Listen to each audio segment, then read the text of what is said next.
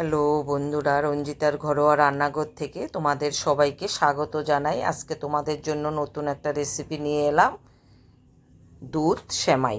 প্রথমে আমি দুধটা চিনি দিয়ে ভালো করে ফুটিয়ে নিচ্ছি, কয়েকটা এলাচ দিয়ে দিচ্ছি।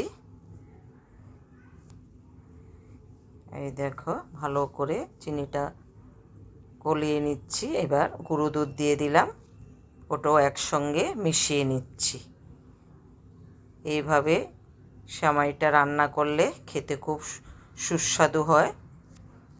এবার ঘি দিয়ে দিলাম, দিয়ে আমি একসঙ্গে মিশিয়ে নিচ্ছি। একটু সাদা তেলও দিয়ে দিয়েছি। এবার কাজু বাদাম, কিশমিশ, আমন্ড বাদামটাও ভালো করে একটু ঘিয়ের সঙ্গে ভেজে নিচ্ছি। কার কার এই রেসিপিটা পছন্দ কমেন্ট করে জানাবে। আমার বাড়িতে সবাইয়ের খুব পছন্দের একটা রেসিপি। এবার আমি তুলে নিচ্ছি।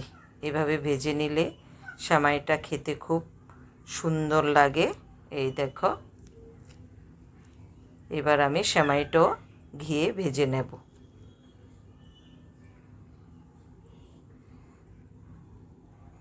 এই দেখো, এইভাবে আমি হালকা করে ভেজে নিচ্ছি।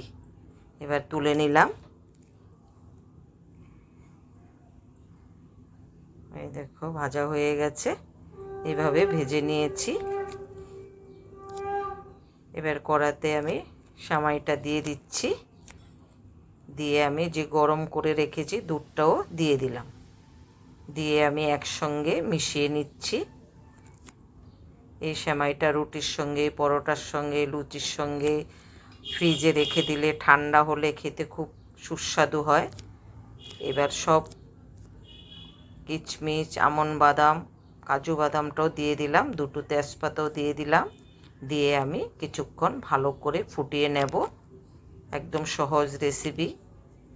কেউ কেউ আবার নারকেলও দেয়, কিন্তু আমি এইভাবে করেছি, সেটাই তোমাদের সঙ্গে শেয়ার করছি।